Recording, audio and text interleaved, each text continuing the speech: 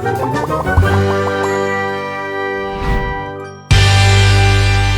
Stories की दुनिया। एक वक्त का किस्सा है। किसी गांव में एक आदमी अपनी बीवी के साथ रहा करता था। एक वक्त था जब उसकी अपनी पकोड़ों की दुकान हुआ करती थी। उसकी बीवी घर में उसे पकोड़े बनाकर देती थी और वो ये पकोड़े अपनी दुकान पर बेचता था। उसके पकोड़े खाकर लोग अक्सर शिकायत ही किया करते थे। बेटा, तुम्हारे पकोड़े खाकर एकदम पेट में गैस भर गई। ऐसा लग रहा था जैसे मैंने पकोड़े नहीं गैस का सिलेंडर खा लिया हो। तो अंकल, तू नया कारोबार शुरू कर ले। मेरे पकोड़े खाकर अपने पेट में गैस भर लिया कर और बाजार जाकर बेच दिया कर। बेटा, तुम बहुत बदतमीज हो। एक गंदे पकोड़े बेचते हो और आगे से बदतमीजी भी साथ करते हो।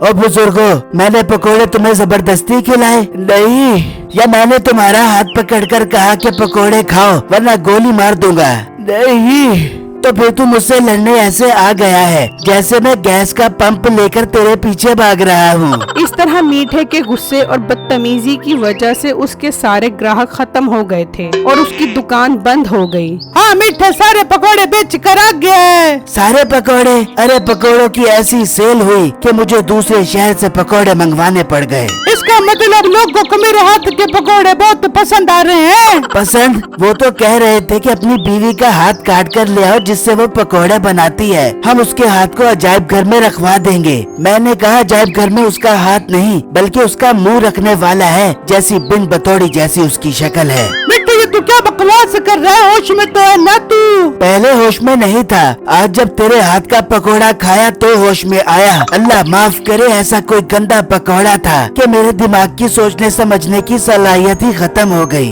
इसका मतलब मेरे पकोड़े अच्छे नहीं थे? तू तो मुझे ऐसे ही खुश कर रहा था। मैं तो खुश होकर आसमानों पे चली गई थी। अल्लाह करे तू आसमान से थोड़ा और ऊपर चली जाए तो हमेशा के लिए मेरी जान तुझसे छूट जाए। तेरी वजह से अब मेरा सारा कारोबार तबाह हो गया है। उसी गांव में बिट्टू नाम का एक लड़का रहता था जिसकी बीवी उसे नए नए काम करने के मशवरे देती रहती थी। अरे बिट्टू साहब, अब काम के बारे में क्या सोचा है आपने? अरे बेगम, मैं क्या काम करूं? मुझे कोई काम समझ नहीं आ रहा। एक बहुत अच्छा काम मेरे जहन में आया था रात को। मैंने सोचा सुबह आपको बता दूंगी। हाँ बेगम, बताओ क्या काम आया है तुम्हारे जहन में? आप पकौड़ों का काम शुरू करें। इसमें बहुत ज्यादा पैसे भी नहीं लगेंगे और पकोड़े मैं ऐसे बनाऊंगी कि लोग अपनी उंगलियां तक खा जाएंगे। पर बेगम, पकोड़े बेचने के लिए तो एक दुकान बनानी पड़ेगी। उसके लिए पैसे कहाँ से आएंगे? अरे अभी तो आप पकोड़े साइकिल पर बेचो लोगों के घर जा जा कर। फिर जब बहुत सारा पैसा आ जाएगा तो फिर दुकान भी बना लेना। अरे वाह बेगम, ये तो तुमने बहुत अच्छा आइडिया दिया है। मैं फिर कल ही से पकोड़े बेचता हूँ। फिर अगले दिन बिट्टू की बीवी काफी सारे पकोड़े बनाती है और बिट्टू वो पकोड़े साइकिल पर लेकर निकलता है और आवाजें लगाता जा रहा होता है। पकोड़े पकोड़े पकोड़े वाला आ गया, खस्ता खस्ता करारे पकोड़े लेकर आ गया। जो मेरे पकोड़े खाएगा वो पकोड़े पकोड़ी हो जाएगा।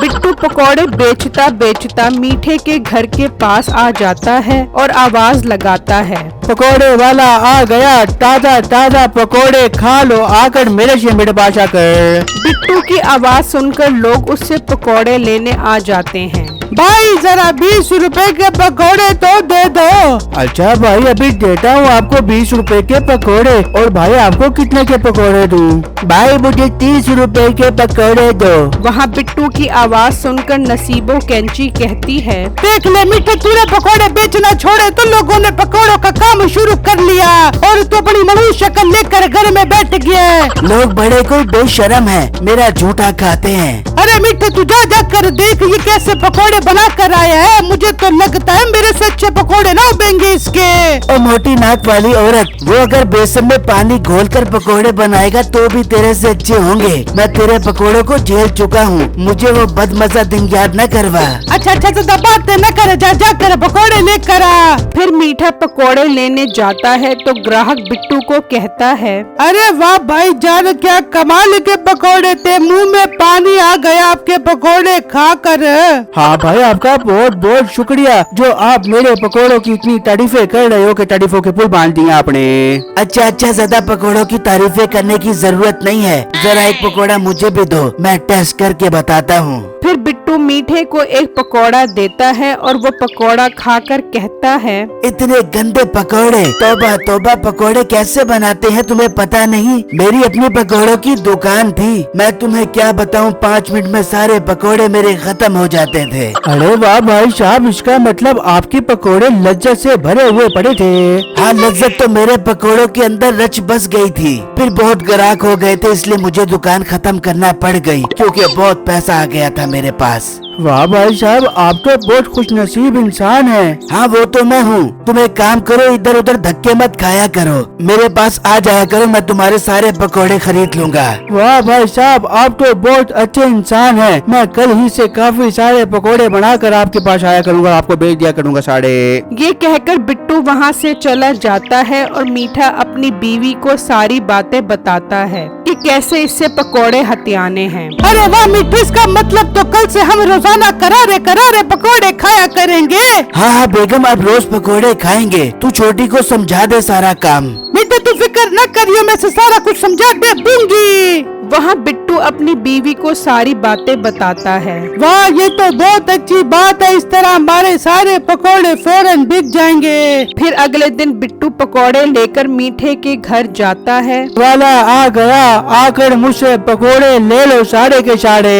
चल छोटी, अपना खाना आ गया है, तैयारी पकड़ ले। फिर मीठा बाहर आकर बिट्टू को बातों में लगाता है और उसकी बहन बिट्टू के सारे पकोड़े निकाल लेती है और वहाँ से चली जाती है। अच्छा यार, अब बातें बाद में, पहले मुझे पकोड़े दे दो। अच्छा भाई, अभी देता हूँ आपको सारे के सारे पकोड़े। फिर जब बिट्टू देखता है तो उसमें एक भी पकोड़ा नहीं होता। बिट्टू ये देखकर परेशान हो जाता है। यार ये पकोड़े कहाँ चले गए? इसमें तो एक भी पकोड़ा नहीं है। ये तुम्हारा तरीका ठीक नहीं है, अपनी शक्ल लेकर यहाँ से दफा हो जाओ। ऐसे ही मेरा सारा टाइम बर्बाद कर दिया, कल तुम पूरे पकोड़े लेकर आ जाना। फिर बिट्टू उदास होकर वहाँ से चल पड़ता है और जब वो थोड़ा आगे आता है तो देखता है कि एक लड़की पकोड़े खा रही होती है। बिट्टू उसे देखकर कहता है, बेटा तुम ये पकोड़े कहाँ से लाई हो?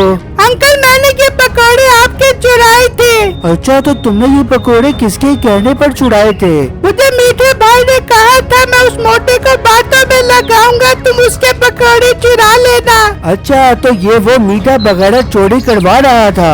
वहाँ मीठा अपनी बीवी को कहता है, छोटी कहाँ है? पकोड़े लेकर नहीं आई? नहीं मीठे अभी तक तो नहीं आई। एक तो ये छोटी होने के साथ साथ दिमाग की भी छोटी है, मैं जाता हूँ उसे लेने। फिर मीठा अपनी छोटी बहन के पास पहुँचता है। और छोटी तू यहाँ बैठ के क्या कर रही है? घर क्यों नहीं आई? मीठे भाई मुझे पकोड़े वाले अंकल जाने नहीं दे रहे। ये सुनकर बिट्टू सामने आ जाता है। मीठे, तुम्हारी चोरी पहले दिन ही पकड़ी गई है। तुम्हें शर्म नहीं आती? छोटी लड़की से चोरी करवाते हो। मैंने पुलिस को फोन कर दिया है, वो अभी आ रही है तुम्हें पकड़ने के लिए। अरे मेरे भाई मुझे माफ कर दो, मुझसे गलती हो गई। मैं वादा करता हूँ अब कभी चोरी नहीं करूँगा। अगर तुम्हें अपनी गलती का एहसास है तो मैं तुम्हें छोड़ देता हूँ। फिर मीठे को अपनी गलती का एहसास होता है और वो शर्मिंदा हो जाता है। मुझे कमेंट बॉक्स में जरूर बताइएगा कि आपको मेरी स्टोरी कैसी लगी। शुक्रिया।